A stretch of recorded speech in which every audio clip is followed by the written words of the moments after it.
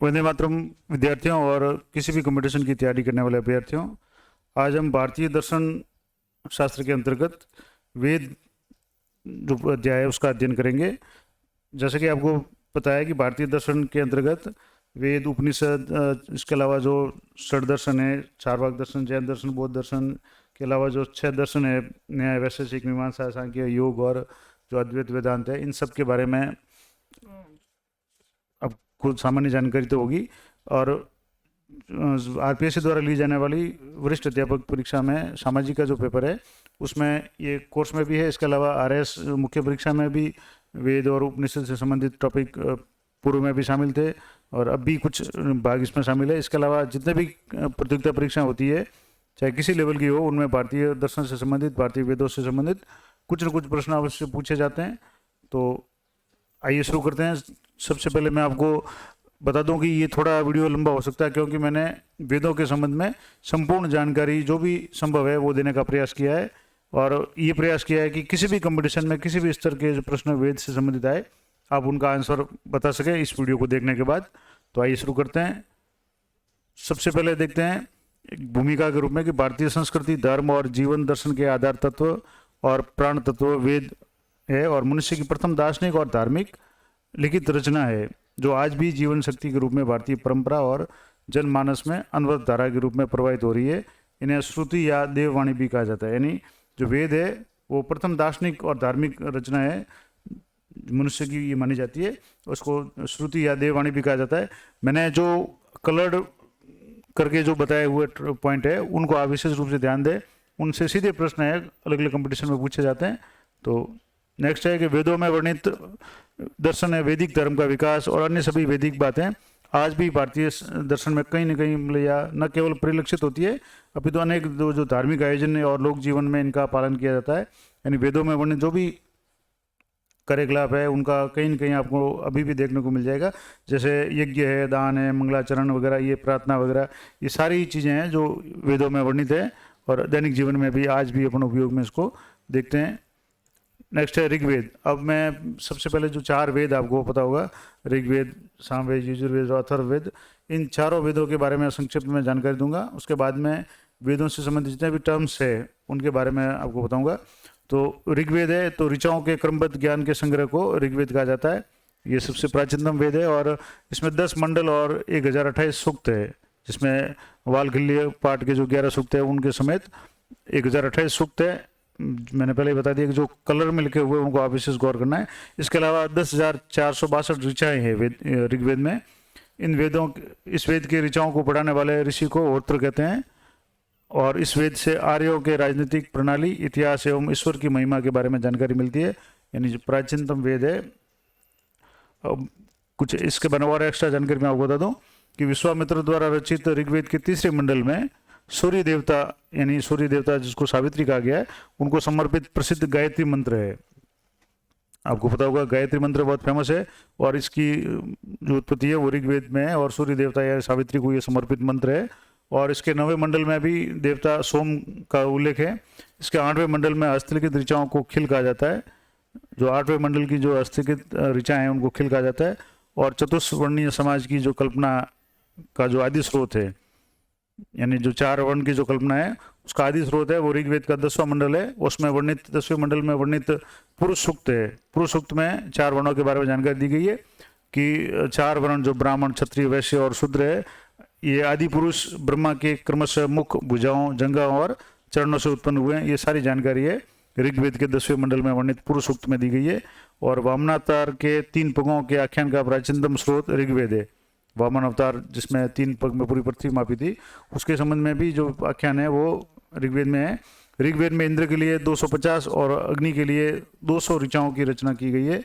ये ऋग्वेद की विशेष बात है कि यहाँ इंद्र के लिए 250 और अग्नि के लिए 200 ऋचाओं की रचना की गई है। नेक्स्ट जो वेद है यजुर्वेद। यजुर्वेद 100 स्वर पाठ के लिए मंत्रों और बलि के समय अनुपालना के लिए नियमों का संकलन यजुर्वेद कहलाता है। यानी इस यजुर्वेद में मंत्रों और बलि के समय जो भी अनुपालन के जो नियम है उनका संकलन किया गया है। इसके पाठकर्ता को अर्धव्यू कहा जाता है और यजुर्वेद में यज्ञों के नियम और विधि विधानों का संकलन मिलता है।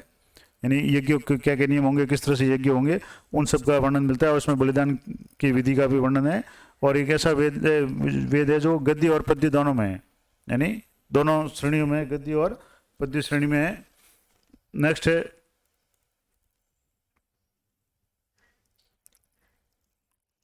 सामवेद, तीसरा जो वेद है ऋग्वेद, और उसके बाद में तीसरा है सामवेद। साम का अर्थ होता है गान। इस वेद में मुख्यतः यज्ञों के अवसर पर गाए जाने वाले ऋचाओं यानी मंत्रों का संकलन है। ऐसे मंत्रों का संकलन है जो यज्ञ के समय गाए जाते हैं और इसके पाठकर्ता को उद्धार्थ कहते हैं। और इसका संकलन ऋग्वेद पर आधारित है। इसमें 1810 सूक्त है, यानी 1810 सूक्त है जो प्राय ऋग्वेद से लिखे हैं। यानी सामवेद में जो भी ऋचाएं या जो भी मंत्र लिए गए वो सारे ज़्यादातर सूक्त है वो ऋग्वेद से लिए गए। और इसे भारतीय संगीत का जनक कहा जाता है। इंपॉर्टेंट बात है कि सामवेद को संगीत का या भारतीय संगीत का जनक कहा जाता है। और एक इंपॉर्टेंट बात यह है कि यजुर्वेद और सामवेद में किसी विशिष्ट ऐतिहासिक घटना का वर्णन नहीं मिलता। जिस तरह से ऋग्वेद में मिलता है ऐसा वर्णन यजुर्वेद और सामवेद में नहीं मिलता है। तो ये तो था सामवेद। उसके बाद में नेक्स्ट है अथर्ववेद। अथर्वा ऋषि द्वारा रचित इस वेद में कुल 731 मंत्र है और लगभग 6000 पद्य है। इसके कुछ मंत्र ऋग्वेदिक मंत्रों से भी प्राचीनतर है, यानी उससे भी कुछ पुराने माने जाते हैं। औषधियों का उल्लेख सबसे पहले अथर्ववेद में मिलता है, यानी जितने भी दवाइयाँ हैं औषधियाँ उनका उल्लेख मिलता है। और ऐतिहासिक दृष्टि से अथर्ववेद का महत्व इस बात में है कि इसमें सामान्य मनुष्यों के विचारों और अंधविश्वासों का वर्णन भी मिलता है, यानी जैसे तंत्र मंत्र जादू टोना वगैरह, ये मैं आगे और बता दूंगा। और इसके पृथ्वी सूक्त अथर्ववेद का जो प्रतिनिधि सूक्त माना जाता है।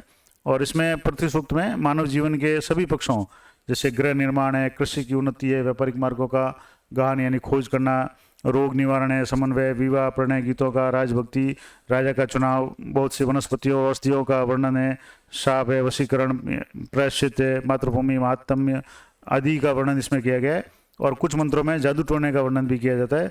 तो कई बार प्रश्न पूछा जाता है कि जादू टोना या से संबंधित जो वेद कौन सा है, तो वो अथर्ववेद हो गया। अथर्ववेद में परीक्षित कुछ कुरुओं का राजा कहा जाता है, यानी परीक्षित को अथर्ववेद में जो परीक्षित है उनको कुरुओं का राजा कहा गया है। और कुरु देश की समृद्धि का अच्छा चित्रण भी इसमें मिलता है। और इसमें सभा और समिति को प्रजापिता की 2 पुत्रियां कहा गया है। जैसे आपको पता होगा वैदिक काल में सभा और समितियां 2 तरह की जो संस्थाएं होती थी, इनको अथर्ववेद में प्रजापिता की 2 पुत्रियां कहा गया है। वेदों की कई शाखाएं हैं जो वैदिक अध्ययन और व्याख्या से जुड़े विभिन्न दृष्टिकोणों का प्रतिनिधित्व करती है। अब जैसे शाकल है, वो शाखा है ऋग्वेद से जुड़ी एकमात्र जीवित शाखा है। यजुर्वेद को शाकल यजुर्वेद और कृष्ण यजुर्वेद 2 भागों में बांटा गया है, यानी यजुर्वेद उसके 2 भाग है, शुक्ल और कृष्ण। अब माध्यान्ह और कांडव है वो शुक्ल यजुर्वेद के अथवा वासजनेय संहिता की शाखा है। और कृष्ण यजुर्वेद की से जुड़ी जो शाखा है वो है काठक, कांठिल, मैत्रेणी और तैत्तिरीय।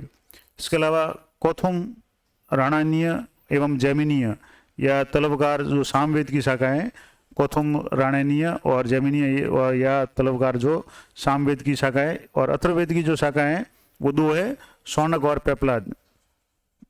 अथर्ववेद की जो 2 शाखाएं हैं, शौनक और पेपलाद।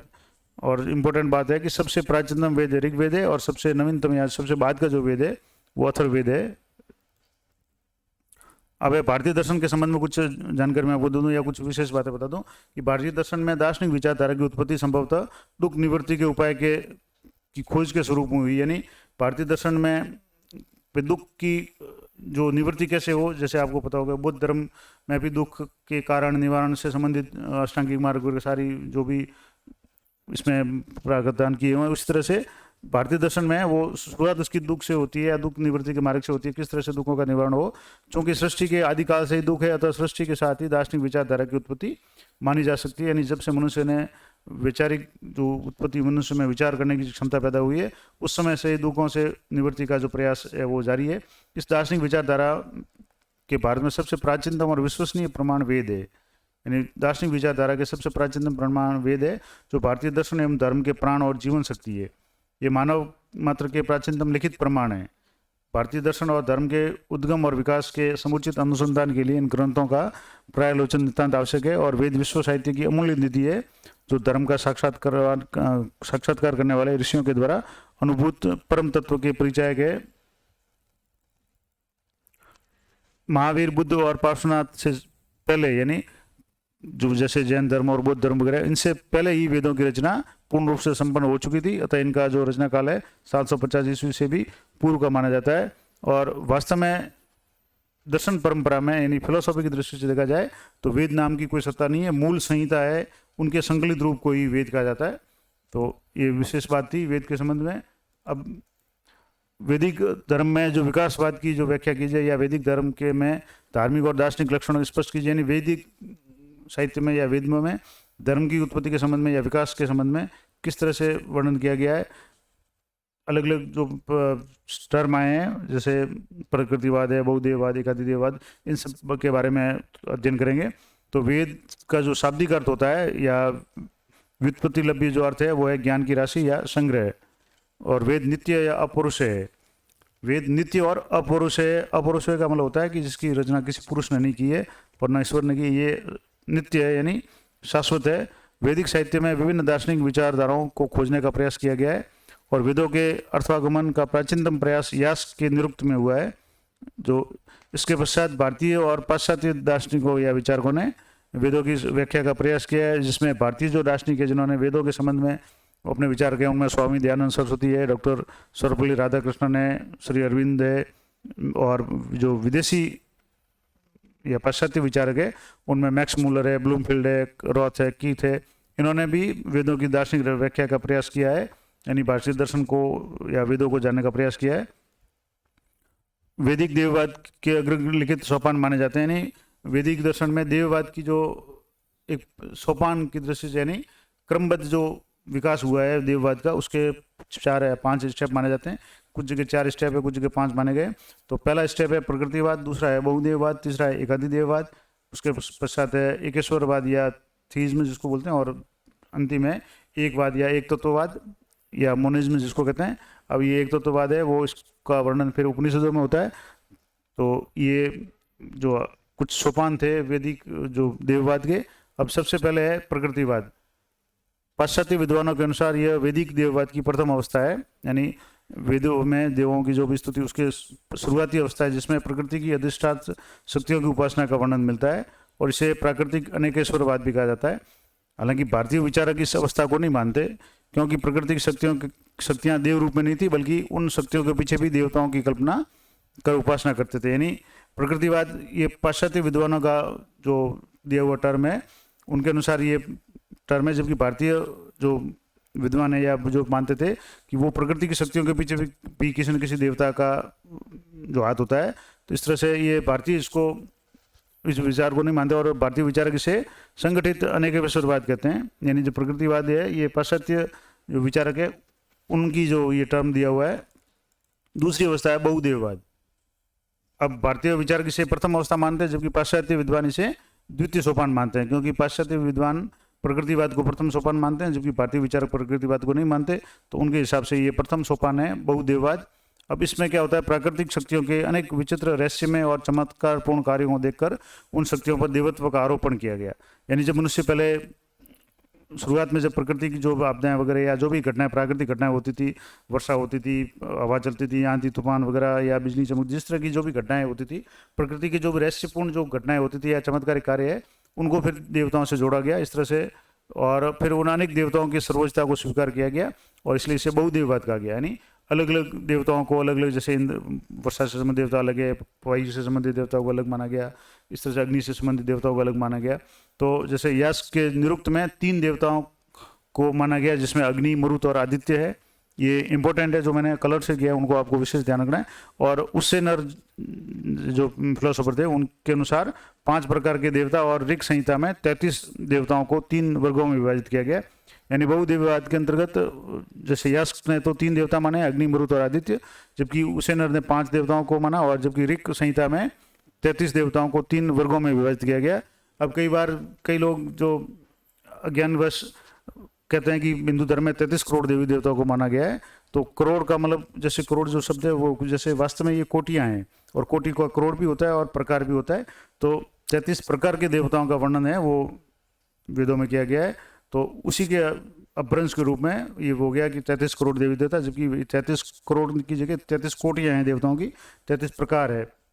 अब इनको 3 वर्गों में विभाजित किया गया है। पृथ्वी स्थानीय देवता, अंतरिक्ष स्थानीय देवता और द्यू या आकाश स्थानीय देवता। अब इनमें कुछ जो उदाहरण के रूप में, जैसे पृथ्वी स्थानीय देवताओं में अग्नि, सोम आदि ये माने जाते हैं। अंतरिक्ष स्थानीय देवताओं में इंद्र, मरुत ये माने जाते हैं। और द्यू या आकाश स्थानीय देवताओं में सूर्य, वरुण, विष्णु आदि इनको माना गया है। तो इस तरह से ये बहुदेववाद है जो भारतीय विचार इसके प्रथम सोपान मानते हैं देववाद की विचारधारा में, और जबकि पाश्चात्य है इसे प्रकृतिवाद के बाद में दूसरा सोपान मानते हैं। तीसरा जो पद है वो है एकाधिदेववाद, जिसको हिनोथिज्म कहते हैं। अनेक देवताओं को एक साथ उपासना का पात्र बनाने से समाज में विसंगति या विकृति जन्म लेती है, और मानव के सामर्थ्य में एक साथ सभी को उपासना करने का पात्र बनाना संभव नहीं है। इन्हीं विकृतियों को दूर करने के लिए मैक्स मुलर ने बहुदेववाद को हिनोथिज्म के रूप में प्रस्तुत किया। यानी जो बहुदेववाद या इसमें ये किसी विशेष अवसर पर स्तुति देव या अन्य देवों से सर्वोच्च हो जाता है। एकाधिदेव का मतलब इन सभी देवताओं में एक देवता को किसी समय विशेष के हिसाब से उसको उच्च मान लिया जाता है, और अन्य देवता पृष्ठभूमि में चले जाते हैं। यानी उनकी किंतु उनकी महिमा कम नहीं होती, यानी सभी देवताओं को वैसे समान माना जाता है, लेकिन अवसर विशेष के कारण किसी एक देवता को अन्य देवताओं से सर्वोच्च मान लिया जाता है, और अन्य देवता वो पृष्ठभूमि में चले जाते हैं। यानी उनकी महिमा कम नहीं होती, लेकिन उनको एक को है वो वरीयता दी जाती है, इसलिए इसको एकाधिदेववाद कहा गया है। और ब्लूमफील्ड ने इसे अवसरवादी एकेश्वरवाद कहा है, यानी अवसर के अनुसार एक देवता है वो सर्वोच्च मान लिया जाता है। और ये बहुदेववाद और एकेश्वरवाद के बीच की कड़ी है। यानी बहुदेववाद का मतलब हो गया कि बहुत सारे देवताओं को मानना, और एकेश्वरवाद का मतलब सिर्फ एक देवता को मानना। लेकिन एकाधिदेव का मतलब हो गया कि एक समय में किसी एक देवता को सर्वोच्च मानना, अन्य देवताओं की भी उतनी अहमियत है, उतनी महिमा है, लेकिन वो कुछ समय विशेष के लिए पृष्ठभूमि में चले जाते हैं। तो ये दोनों के बीच की अवस्था है, यानी बहुदेववाद और एकेश्वरवाद के बीच की अवस्था है, जिसको एकाधिदेववाद कहा जाता है। नेक्स्ट जो स्टेप है या वो है एकेश्वरवाद। मानव मन जो है अनेक से संतुष्ट नहीं होता, और वह अनेक में से किसी एक की कल्पना करने का प्रयास करते हैं। और जैसे हिरण्यगर्भ सूत्र में लिखा गया है कि कस्मे देवाय हविषा विधेयम, यानी मुझे किस देवता, एक देवता को समर्पण संपूर्ण जो हविष्य सामग्री है प्रदान करनी चाहिए। तो इसका समाधान एकेश्वरवाद में दृष्टि गोचर होता है। उपासना मूलक धर्म की वह अवस्था जिसमें व्यक्तित्व से परिपूर्ण एक देवता सर्वोच्च है, और अन्य उसी के रूपांतरण या नाम है। यानी एकम सत्य विप्र बहुधा वदंती, यानी एक है वही सत्य है, बाकी अन्य लोग हैं उसको अलग अलग नामों से जानते हैं। तो कहने का मतलब हो गया कि एकेश्वरवाद है वो बहुदेववाद की बाद की जो कल्पना है, जिसमें संपूर्ण जो है उपासना मूलक धर्म की अवस्था है वह है जिसमें क्या है कि सभी व्यक्तित्व मतलब यानी संपूर्ण जो परिपूर्ण देवता को रूप में किसी एक देवता को मान लिया जाता है। तो ये एकेश्वरवाद है। उसके बाद जो है एक तत्ववाद या एकवाद है, जिसको मोनिज्म कहा जाता है, और ये विकासवाद की चरम परिणति है, और इसमें दार्शनिक लक्षणों के रूप में ये परिणित हो जाता है। यानी इसमें दर्शन शास्त्र आ जाता है, जिसमें मूल तत्व अद्वैत ज्ञात ज्ञेय में अभेद हो जाता है, और अन्य प्रतीति मात्रा यानी जो मूल तत्व है उसको एक माना गया है। और इसमें दो सूक्तों में इसका जो वर्णन किया गया है, एक तो है नास्तिक सूक्त में और दूसरा है पुरुष सूक्त में।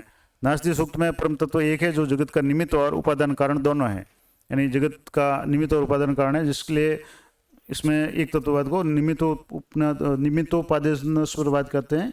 और पुरुष सूक्त में परम तत्व जो है जगत का केवल उपादान कारण माना जाता है, और इसे सर्वेश्वरवाद भी कहा जाता है। जैसे स्पिनोजा के दर्शन में सर्वेश्वरवाद का जो जिक्र होता है, पाश्चात्य जो दार्शनिक होते हैं जो अनुभववादी और व्यवहारवादी है, लॉक, बर्कले, ह्यूम और जैसे लाइबनिज, डेकार्ते और स्पिनोजा है, तो इनके स्पिनोजा के दर्शन में सर्वेश्वरवाद का जिक्र मिलता है, जो कि भारतीय दर्शन में एकवाद या एक तत्ववाद के समकक्ष माना जा सकता है। तो ये तो थी वेदों में जो भी विकास की बात थी। अब निष्कर्षतः वैदिक जो विकासवाद है उसके अंतिम सोपान में कूटस्थतावाद यानी निरपेक्षवाद के लक्षण परिलक्षित होते हैं। आगे चलकर इसी एक तत्ववादी दार्शनिक प्रवृत्ति के दर्शन व्यापक रूप में उपनिषदों में होते हैं। यानी जो अंतिम जो है वो उपनिषदों में इसका जो दर्शन होता है एक तत्ववाद का, और जिसमें कि जैसे आज हम व्यवहारिक जीवन में देखें तो किसी एक दिन में किसी एक विशेष देवता को पूजा जाता है। जैसे सोमवार को शिव जी की पूजा की जाती है, मंगलवार को हनुमान जी की, या बुधवार को गणेश की पूजा की जाती है, जो एकाधिदेववाद के वर्तमान रूप में, यानी दिन विशेष के आधार पर किसी एक देवता को वरीयता दी जाती है। हालांकि अन्य देवता पृष्ठभूमि में चले जाते हैं, महत्व उनका समान रहता है।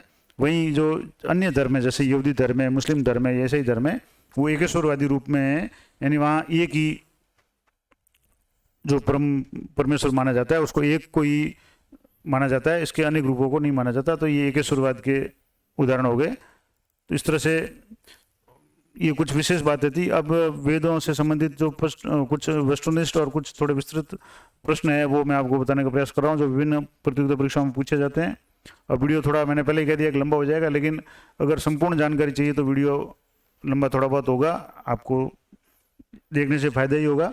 अब जैसे पहला प्रश्न है, वेदों का संकलन करता कौन है? तो कृष्ण द्वैपायन व्यास को वेदों का रचनाकार या संकलनकर्ता माना जाता है, और ये बाद में महर्षि वेदव्यास के नाम से प्रसिद्ध हुए, यानी कृष्ण द्वैपायन व्यास।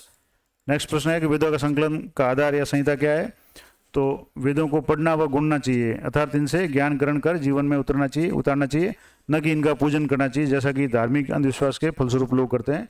यानी वेद है वो किसी अंधविश्वास को बढ़ावा नहीं देते, बाकी वेदों को पढ़ना और गुणना यानी उनको समझना चाहिए, ज्ञान करना चाहिए। वेद शब्द का जो शाब्दिक अर्थ क्या है? तो वेद शब्द का जो व्युत्पत्ति लब्धि जो अर्थ है उसका है ज्ञान की राशि या भंडार और जानना, ये वेद के शब्द का अर्थ है। 4 वेदों के नाम, तो 4 वेदों के नाम जैसे मैंने पहले विस्तार में बता दिया, ऋग्वेद, यजुर्वेद, सामवेद और अथर्ववेद। ऋग्वेद है जिसमें ऋग संहिता है और जिसका पूर्व नाम शाकल संहिता है, और यजुर्वेद में यजुष संहिता है, ये गद्य और पद्य दोनों यानी चंपू शैली में है, जिसको महाभारत शैली भी कहा जाता है। ये भी कई बार पूछा जाता है कि कौन सा ग्रंथ है वो या कौन सा वेद है वो चंपू शैली में या महाभारत शैली में। इसका मतलब हो गया गद्य और पद्य शैली में, तो यजुर्वेद है। सामवेद है वो सामन संहिता है, ये पद्य श्रेणी में, जिसमें जो हवन वगैरह या यज्ञ वगैरह उनके जो भी मंत्र है उनका वर्णन है। और अथर्ववेद है वो अथर्व संहिता से संबंधित है। और वेद और संहिता एक ही, अर्थात दोनों में अभेद है, वेद ही संहिता है या संहिताओं का संकलन है, वही वेद है। दर्शन शास्त्र में वेद अलग से कोई नहीं है। प्राचीनतम वेद किसे और क्यों माना जाता है? तो प्राचीनतम वेद, ऋग्वेद को प्राचीनतम वेद कहा जाता है क्योंकि इसमें सब प्रकार के ज्ञान को आधार के रूप में स्वीकार किया गया है और माना जाता है कि ये सबसे प्राचीनतम है। प्रस्थानत्रयी क्या है? तो उपनिषद, गीता और ब्रह्मसूत्र, इन तीनों को प्रस्थानत्रयी कहा जाता है, उपनिषद, गीता और ब्रह्मसूत्र। अब इसको आप जैसे UGB या BUG किसी भी शॉर्टकट से आप याद कर सकते हैं। ये भी कई बार अलग अलग परीक्षाओं में पूछा जाता है कि प्रस्थानत्रयी क्या जाता है, किसको कहा जाता है? तो उपनिषद, गीता और ब्रह्मसूत्र, ये तीन मिलकर के प्रस्थानत्रयी का कहलाते हैं। नेक्स्ट है प्रस्थानत्रयी क्यों कहते हैं? तो प्रतिष्ठिति ब्रह्म विद्या येषु, अर्थात ब्रह्म विद्या का जो प्रतिष्ठान करने के कारण इन्हें प्रस्थानत्रयी कहा जाता है। नेक्स्ट टॉपिक है श्रुति किसे कहते हैं? वेदी श्रुति है, गुरु शिष्य परंपरा में श्रवण द्वारा कंठस्थ किए जाने के कारण इन्हें श्रुति कहा जाता है। नेक्स्ट है ऋण त्रय से क्या तात्पर्य है? तो ऋण त्रय का मतलब होता है 3 जो प्रकार के जो ऋण होते हैं, वेदों में वर्णित 3 ऋण, देव ऋण, ऋषि ऋण तथा पितृ ऋण को ऋण त्रय कहते हैं और इन्हें कर्तव्य मानते हुए पालन पर बल दिया जाता है। यानी प्रत्येक व्यक्ति को इन 3 ऋणों को चुकाना आवश्यक माना गया है। अन्य जो त्रय है उनके संदर्भ में बता दूं, एक तो है वेद त्रयी, 3 जो शुरुआत के वेद है, ऋग्वेद, यजुर्वेद और सामवेद, इनको वेद त्रयी कहा जाता है। और त्रिवर्ग का मतलब 4 पुरुषार्थ में तो जो प्रथम 3 पुरुषार्थ है, अर्थ, धर्म और काम, इन तीनों को त्रिवर्ग कहा जाता है। नेक्स्ट है देवता शब्द का अर्थ और प्रकार बताइए।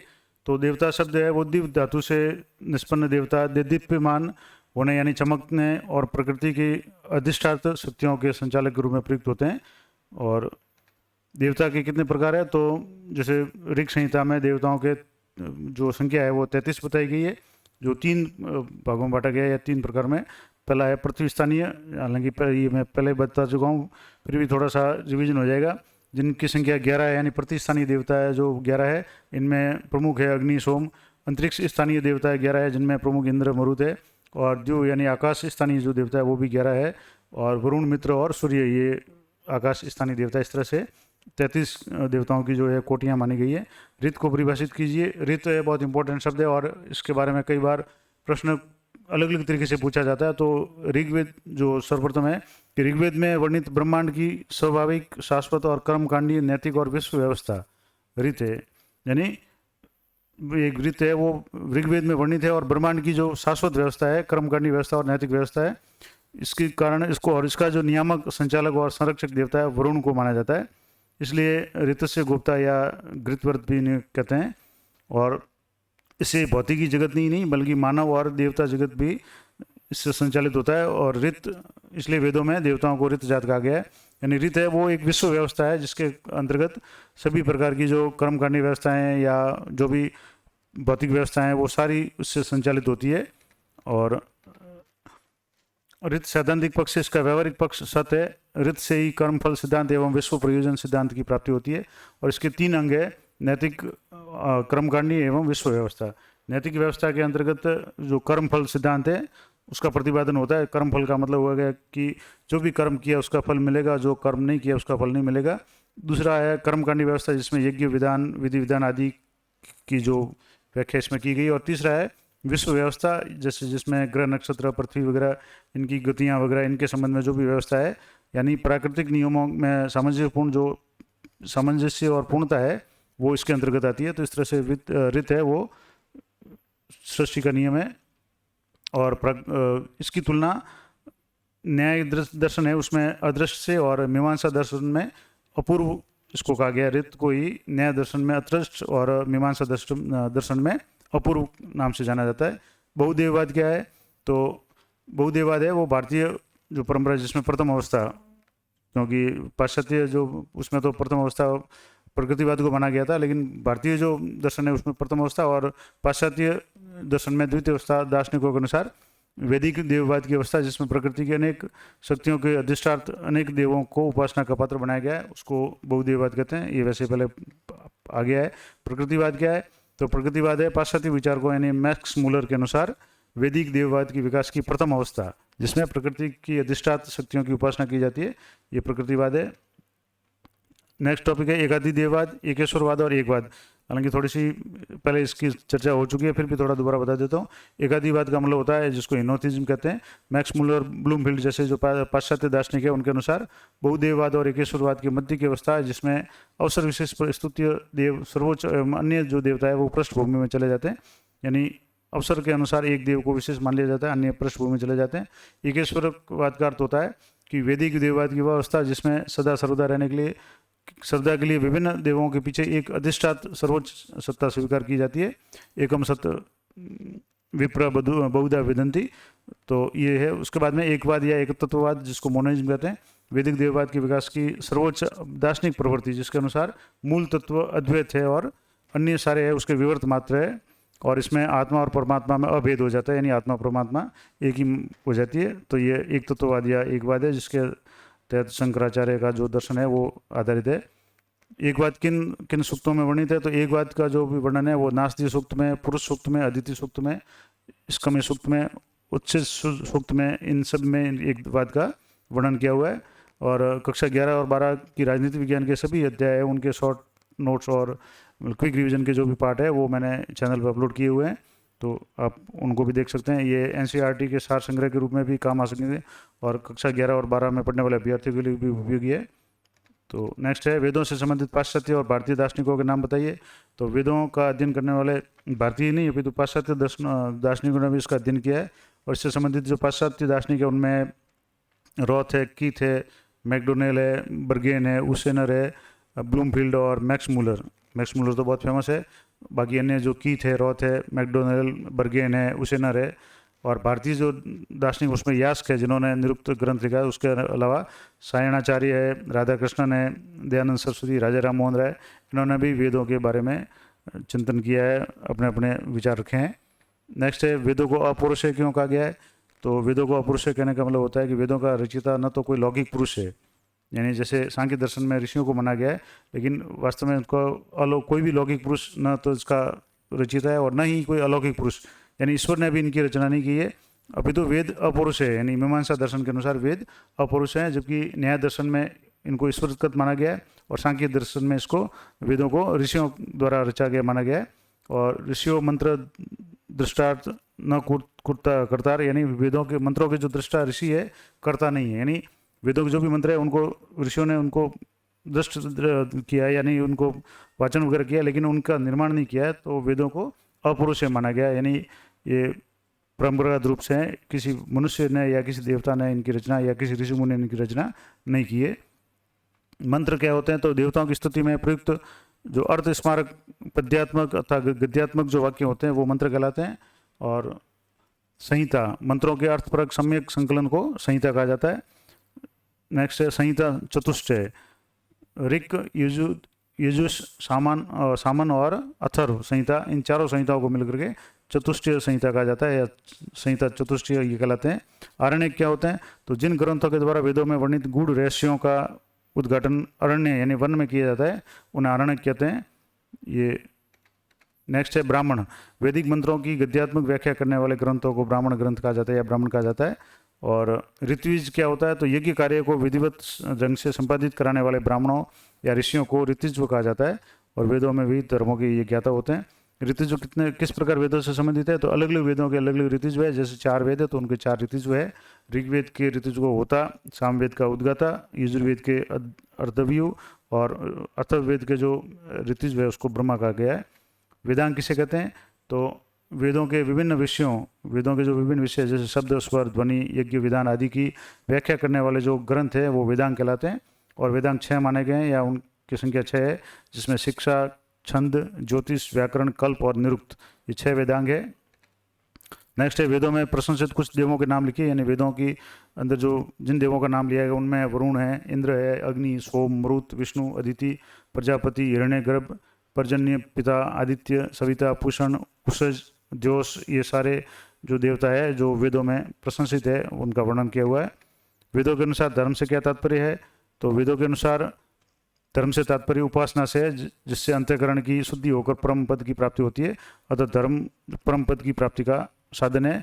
अगला जो भी टॉपिक है या अगला जो मैं वीडियो बनाऊंगा वो उपनिषद के ऊपर बनाऊंगा, तो चैनल पे बने रहना। और एनसीईआरटी की जो राजनीतिक विज्ञान की कक्षा 12 के अलावा पे मैनेजर से संबंधित, अगर आप शिक्षा विभाग से जुड़े हैं तो साला दर्पण से संबंधित, या आप कोई भी कर्मचारी है तो पे मैनेजर से, इनकम टैक्स से संबंधित या अन्य कई विषयों से संबंधित वीडियो मैंने इस चैनल पर अपलोड किए हुए हैं, तो आप वहाँ जाकर के देख सकते हैं। और अगर आपको ये वीडियो अच्छा लगे तो आप इसको लाइक करें, शेयर करें और चैनल को सब्सक्राइब कर लें, ताकि जब भी नया वीडियो मैं अपलोड करूँ उसका नोटिफिकेशन आप तक पहुँच जाए। तो मिलते हैं इसी तरह के किसी इम्पोर्टेंट वीडियो में, तब तक जय हिंद, जय भारत।